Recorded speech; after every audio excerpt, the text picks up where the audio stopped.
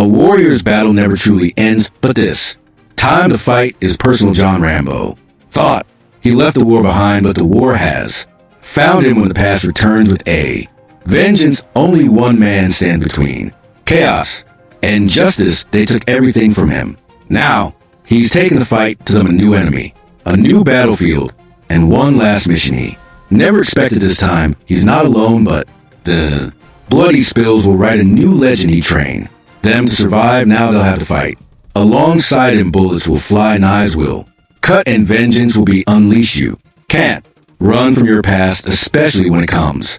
The Italian stallion's dream, the flickering neon sign of a South Philadelphia bar, cast long shadows across the rain-slicked street. Inside, the air hung thick with the scent of stale beer and unfulfilled dreams. Arthur, 29, a lean, weathered man with the unmistakable build of a fighter, nursed a cheap beer, his gaze fixed on the crumpled pages of his screenplay spread across the sticky tabletop.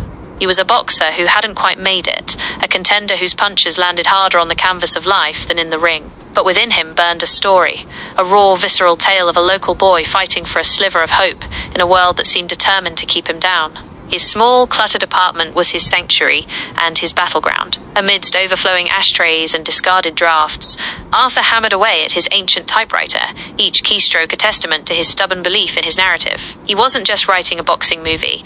He was bleeding his own experiences onto the page, the frustration of dead-end fights, the gnawing loneliness, the unwavering spirit that refused to be extinguished. Petra, 30s, a waitress with eyes that held both weariness and a deep well of empathy, was a frequent visitor, bringing with her not just food but a much-needed dose of encouragement.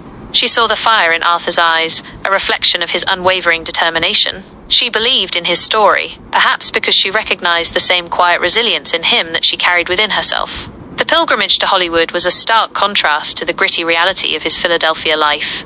He navigated the gleaming hallways of studio offices, his worn suit a stark reminder of his outsider status. The encounters with slick, powerful producers like Mr. Goldman, 50s, were disheartening. They lauded the grittiness of his writing, but dismissed his fervent plea to play the lead. To them, he was just another hopeful, a local fighter with no star power. They wanted established names, faces that would guarantee box office success, completely missing the raw authenticity that Arthur embodied. "This is my story," he'd argue, his voice thick with frustration.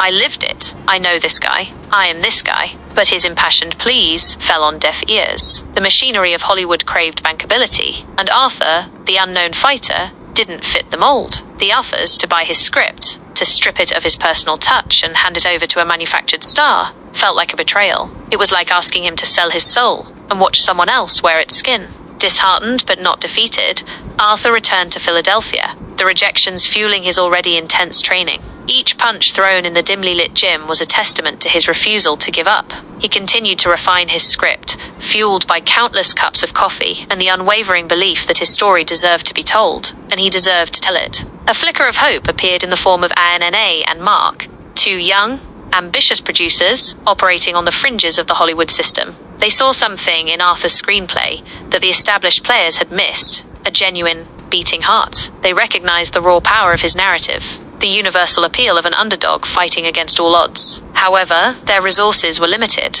The budget they could offer was a far cry from the lavish sums thrown around in the major studios.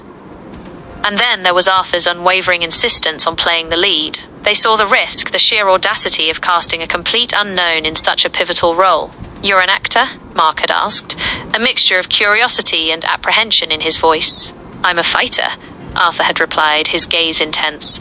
"I wrote the story. I lived it. Nobody else can bring that truth to the screen." His conviction was palpable. Anna, drawn to his passion and the undeniable authenticity that radiated from him, saw a potential that outweighed the risk. Mark, though more cautious, couldn't deny the power of Arthur's presence and the undeniable connection he had with the material. "Let's talk budget," Anna finally said, a small, encouraging smile gracing her lips. "And maybe a screen test." A wave of relief washed over Arthur, a chink of light finally breaking through the darkness. The road ahead was still fraught with challenges, the odds still stacked against him. But for the first time, his dream felt tangible. He had a chance, a sliver of an opportunity to prove that the heart and soul of a story mattered more than a famous face, that the authenticity of lived experience could resonate with audiences in a way that manufactured stardom never could. The fight for his dream, both in the ring of life and on the silver screen, had just begun.